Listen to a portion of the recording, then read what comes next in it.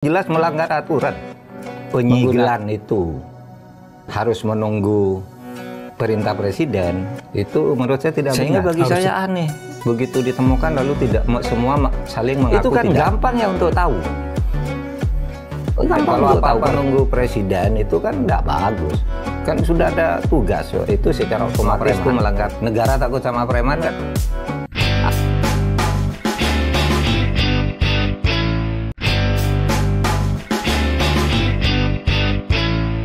Bahwa itu disegel itu bagus sebagai langkah yang tegas karena ini kedaulatan hukum ya, termasuk masalah-masalah keamanan di dalam negara kita, itu bagus disegel. Tapi bahwa penyegelan itu harus menunggu perintah presiden, itu menurut saya tidak benar. Harusnya tidak terjadi ya, tidak harus menunggu presiden. Kan kasihan presiden harus memerintahkan sendiri. Itu kan secara otomatis di tingkat, paling enggak di tingkat kabupaten lah, bahwa itu harus bertindak cepat, gitu kan? Karena itu sudah jelas, itu jelas melanggar aturan. Menggunakan fasilitas publik, milik publik, kegiatan ekonomi publik, lalu ditutup demikian rupa tanpa jelas asal-usulnya. Nah, lalu yang lebih menyesalkan lagi, kayaknya tidak ada pejabat yang berani menyatakan berterus terang. Itu siapa dan siapa yang itu siapa? Itu, ya. Itu kan gampang ya untuk tahu. Gampang untuk tahu. Pertama, kegiatan sehari-hari polisi, ya kan? Betul. Ada Polairut, ya kan? Kemudian ada Bakamla. Di laut itu ya? Iya. Bakamla itu dulu saya berkali-kali mencoba. Di sana ada apa alat tuh untuk monitor teropong lah ya. Iya, teropong ke laut itu apa namanya, pusat kendali, Puskodal keamanan laut. Itu di situ ada seluruh sudut laut Indonesia itu terekam. Apa yang terjadi? Orang curi ikan ketahuan. Itu di kapal-kapal milik Bakamla atau di sebuah tempat di mana aja? Di mana aja laut di situ ya, itu bisa direkam. Kalau kapal Bakamla ada di mana gitu bisa kita kontak, lalu bisa berhubungan dengan orang, berkomunikasi. Di sini ada apa, ini wajahnya bisa di zoom. Dari misalnya saya pernah coba ke Papua. Dari Jakarta saya tahu di Papua ada apa. Tinggal bicara dengan saya. Bahkan dari Jakarta bisa menyaksikan apa yang terjadi di Laut Papua. Di Laut Papua, di Natuna. Itu Bakamla punya alatnya.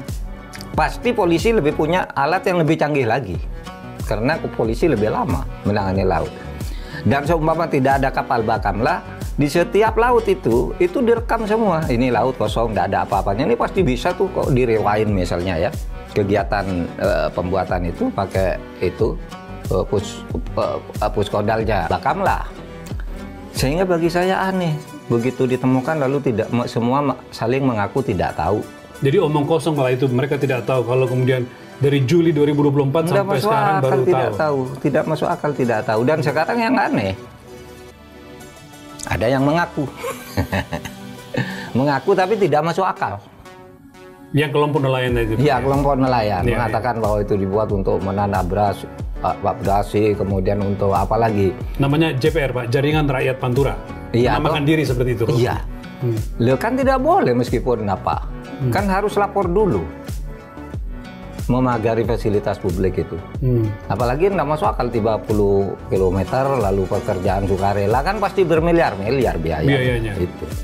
Kalau dihitung 1 meter, taruhlah 1 juta misalnya ya, biayanya dengan ongkosnya misalnya, pokoknya biaya 1 juta, itu kan berarti 30 miliar lebih. Kalau dihitung 1 meter 500 ribu aja sudah 15 miliar. Gimana sebuah JPR, jaringan yang tidak jelas, tidak pernah dengar, itu berarti dia menghimpun dana publik juga. Kalau gitu kan harus dilaporkan juga. Jadi menurut Mahfud kemungkinan besar itu semacam korporasi mestinya ya, atau apa? Pasti orang-orang punya modal besar korporasi lah. Atau orang punya modal besar yang membiayai itu dengan sengaja. Baru sesudah ketahuan gelagapan mencari orang untuk mengaku. Tapi secara penegakan hukum Pak Mahfud, siapa sejatinya yang harus segera bertindak, Pak? Pemda, pemerintah pusat, atau aparat penegak hukum? Kalau melihat seperti ini? aparat penegak hukum.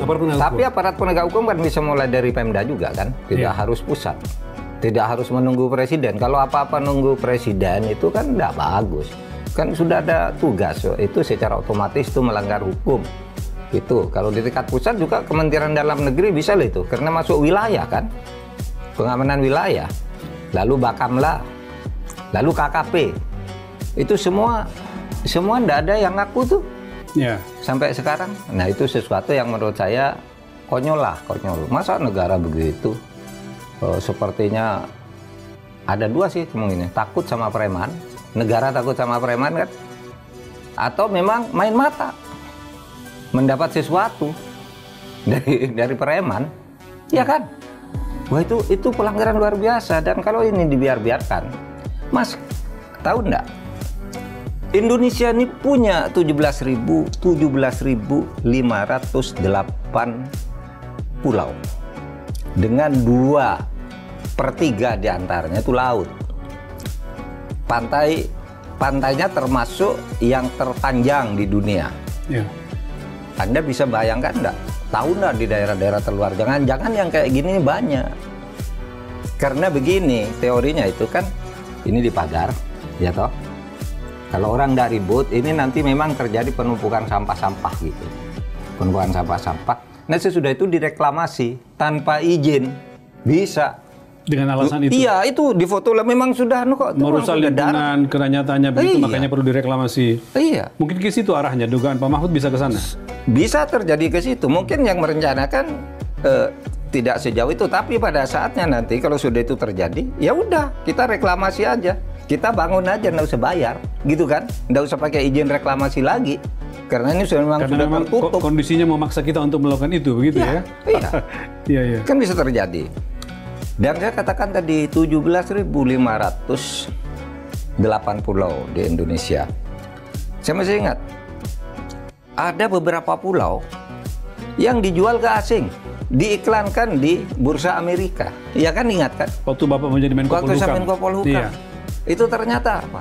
Pulau di Maluku Utara. Itu pulau-pulau terluar itu kan memang boleh dikelola untuk keperluan wisata.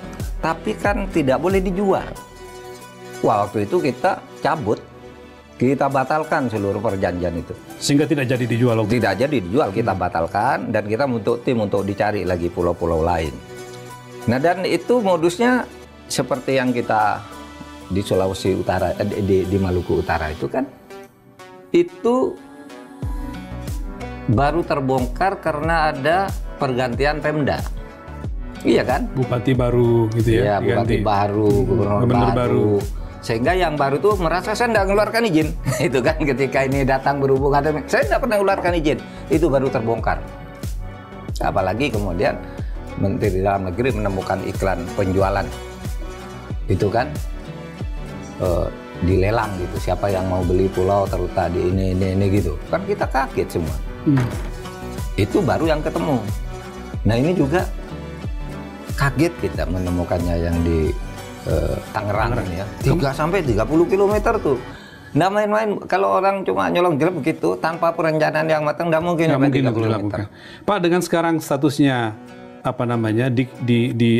disegel oleh Kementerian KKP dan katanya diberikan waktu 20 hari untuk segera membongkar itu. Apa itu pilihan yang baik? Apa nggak harus segera karena sudah menjadi kontroversi lama, segera tindakan? Menurut saya seharusnya segera, tapi bisa bisa kita berprasangka baik agar yang memasang sendiri yang membongkar. Nah, agar ketahuan nanti kan, oh kamu tuh yang membongkar, berarti kamu dulu yang masang kan itu, lalu dilacak siapa yang nyuruh, siapa yang biayai dan sebagainya.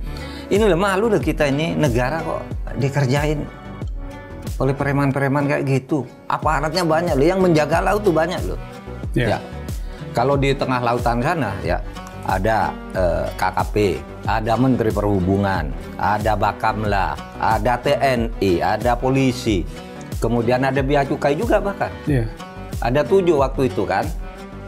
Kita sudah mengeluh pada waktu ini harus ada satu koordinasi pengamanan laut itu, maka diperkuatlah Bakamla itu. Nah seharusnya ini kalau saya kira Bakamla maupun Polri itu tidak mundur teknologinya. Waktu saya di sana aja 2 tahun lalu saya bisa tahu Bisa minta kok, saya ingin tahu itu di pantai Bali, di pantai Kuta sekarang ada apa. Oh ini Pak, saya ingin 3 hari yang lalu apa. Bisa rewind kok. Ini kan bisa. Jadi nggak mungkin sampai 5 bulan baru ketahuan. Nggak mungkin. Bulan. Nah, Apa? sebab itu ini martabat negara. Martabat negara dan kedaulatan hukum kita. Ini harus diseriusin. Menurut Pak Mahfud, kalau kita lihat sebagai ini sebuah kasus, kemudian itu jadi semacam fenomena. Fenomena apa Pak? Kalau kita mengambil gambaran ini sebagai sebuah hal yang perlu kita lihat di negeri ini. Ya mungkin kolusi ya.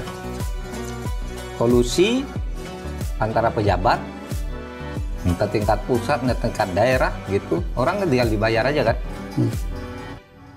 Kalau ya macam-macam dugaan lah, tapi dugaan seperti itu ya nanti biar dibuktikan di pengadilan. Saya anggap ini harus dibawa ke pengadilan. Harus dibawa ke pengadilan agar tahulah gitu ya, bahwa negara ini berdaulat, punya kedaulatan hukum, punya martabat. Kalau gitu kan tidak bermartabat.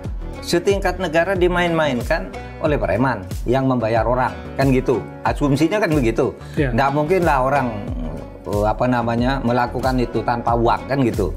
Dan yang menyediakan uang itu pasti preman, pasti kan. Jadi jangan dipandang sepele bahwa ini hanya semacam pagar laut. Ini persoalan besar yang harus, persoalannya soal kedaulatan. Kalau memang pagar laut sebanyak itu kan bisa dibuat yang lebih baik. Iya kan, direncanakan oleh negara. Dan negara bisa memberikan dana untuk itu, atau yang bersangkutan langsung terus terang ke negara sama nyumbang ke negara, kan gitu. Tidak sesudah tahu lalu saling tuding, sesudah ketahuan saling tuding. Per hari ini belum ada kan instansi yang menunjuk bahwa yang bertanggung jawab instansi ini dan sebagainya. Sampai hari ini kita tunggu Pak kalau gitu Pak. Ini hari-hari untuk kita menunggu langkah keputusan yang lebih pasti dari situ. Saya mau beranjak, Bapak tadi mengatakan terakhir ini